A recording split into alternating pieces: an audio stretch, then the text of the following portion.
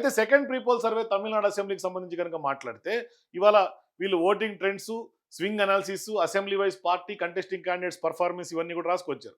అయితే number of assembly constituencies for taken second prepoll, number of samples collected. వీళ్ళు northern రీజియన్లో 19 నియోజకవర్గాల్లో 5,700 samples collect చేశారు. కోంగు రీజియన్లో 20 నియోజకవర్గాల్లో 5,250, డెల్టా రీజియన్లో 16 నియోజకవర్గాలకు కానీ 4,350 శాంప్లింగ్ జరిగింది. సౌత్ రీజియన్లో 14 నియోజకవర్గాలకు కానీ మొత్తం 3,210 శాంప్లింగ్ జరిగింది. అంటే మొత్తం 69 నియోజకవర్గాల్లో 18,510 శాంప్లింగ్ తీసుకున్నట్టుగా వీళ్ళు చెప్తూ ఉన్నారు. అయితే ఇవాళ ఎక్స్ ఫ్యాక్టర్స్ ఏమున్నాయి? మనం గతంలో లాగా unemployment, law and order, women safety ఇవంతా కూడా కామన్గా ఉంది. అయితే ఇక్కడ ప్రధానంగా టీవీకే పార్టీ ఒకటి ప్రధానంగా రాజకీయంగా మనం మాట్లాడుకోవాలి. అట్లాగే AIADMK alliance with BJP, DMK plus wider alliance, ఈ మూడు ప్రధానంగా ఉన్నాయి. కరప్షన్ అలిగేషన్స్ కూడా కొంత ఉంది, జయలలిత ఫ్యాక్టర్ కూడా ఉంది.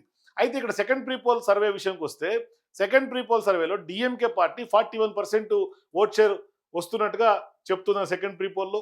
ఏఐడిఎంకే కూడా 37% చెప్తున్నారు, టీవీకేకి 16%, అట్లాగే ఎన్టీకేకి 4%, అదర్స్ 2%. ఇట్లా ఓట్ షేరు వీళ్ళు ఉన్నట్టుగా సెకండ్ ప్రీపోల్ సంబంధించినటువంటి సర్వే రిపోర్టు చెప్తుంది.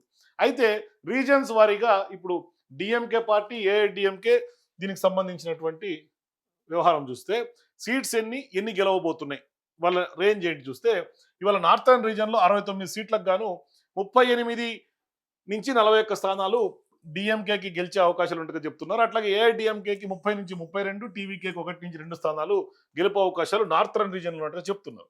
అట్లాగే కోంగునాడు రీజియన్లో 68 అసెంబ్లీ స్థానాలు ఉంటే ఇక్కడ 32 నుంచి 34 స్థానాల్లో డిఎంకే ప్లస్, ఏఐడిఎంకే 34 to 35, 2 నుంచి 3 టీవీకే గెలుపుగా చెప్తున్నారు. ఇక అట్లాగే డెల్టా రీజియన్కి వస్తే 46 నియోజకవర్గాలు ఉన్నాయి. ఇందులో 35 నుంచి 40 స్థానాలు డిఎంకే ప్లస్, ఏఐడిఎంకేకి 10 నుంచి 12, 1 నుంచి 2 అదర్స్గా చెప్తూ ఉన్నారు. అట్లాగే సదరన్ రీజియన్లో 51 అసెంబ్లీ స్థానాలకు కానీ 30 నుంచి 31 స్థానాలు డిఎంకే ప్లస్, 18 నుంచి 29 ఏఐడిఎంకే, 2 నుంచి 3 టీవీకే పార్టీ. సో ఓవరాల్గా చూసుకుంటే 234 నియోజకవర్గాల్లో తమిళనాడులో సెకండ్ ప్రీపోల్ సర్వే ప్రకారం 135 నుంచి 147 సీట్లు డిఎంకే ప్లస్కి, 92 నుంచి 103 ఏఐడిఎంకేకి, అట్లాగే టీవీకేకి 6 నుంచి 10 స్థానాలు మాత్రమే వస్తున్నట్టుగా స్పష్టంగా ఈ యొక్క రిపోర్ట్లో చెప్తూ ఉన్నారు. మరి దీనికి సంబంధించి projection of vote share from parties first ప్రీపోల్కి సెకండ్ ప్రీపోల్కి ఏంటి, ఎట్లా ట్రెండ్స్ మారినాయి అని కనుక ఒకసారి చూస్తే ఫస్ట్ ప్రీపోల్లో డిఎంకేకి 40% ఉంటే సెకండ్ ప్రీపోల్లో 41% మనకు కనిపిస్తుంది. అంటే 1% హైక్ కనిపిస్తుంది. అట్లాగే అంటే 27-3 వరకు వీళ్ళు చేసినటువంటి ఫస్ట్ ప్రీపోలు, 6-4 వీళ్ళు చేసినటువంటి సెకండ్ ప్రీపోల్. అంటే ఆల్మోస్ట్ ఒక 1 వీక్ ఆర్ 10 days గ్యాప్లో 1% డిఎంకేకి రైజ్ కనిపిస్తుంది. ఏఐడిఎంకేకి 38 నుంచి 37% -1% కనిపిస్తుంది. అట్లాగే టీవీకేకి 14 నుంచి 16 అంటే +2% కనిపిస్తుంది. ఓవరాల్గా ఎన్టీకేకి 4% యాస్టీస్గా ఉంది, అదర్స్ కూడా కొంత తగ్గుతుంది. కాబట్టి డిఎంకేకి ఇంకా 1% పెరిగింది, ఏఐడిఎంకేకి 1% తగ్గింది, టీవీకేకి 2% పెరిగింది. అట్లాగే అసెంబ్లీ సీట్ల ప్రొజెక్షన్ కనుక చూస్తే అసెంబ్లీ సీట్ల వ్యవహారంలో కూడా మొదటి ప్రీపోల్లో 190 నుంచి 128 సీట్లు వస్తుందని వీళ్ళు ఇచ్చినటువంటి సర్వే రిపోర్ట్ మొదటి ప్రీపోల్లో.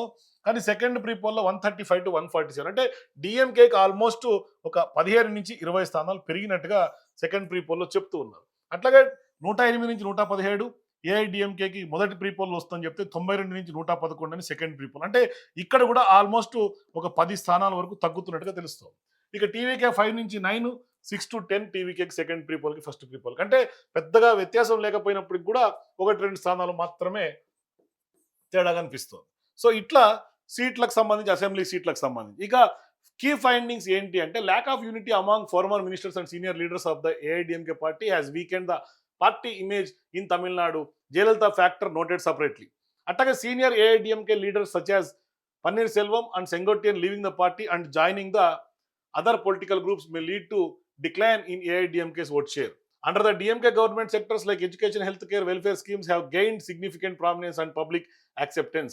The leadership of MK Stalin in DMK stands out clearly, and such strong leadership is currently lacking in AIDMK.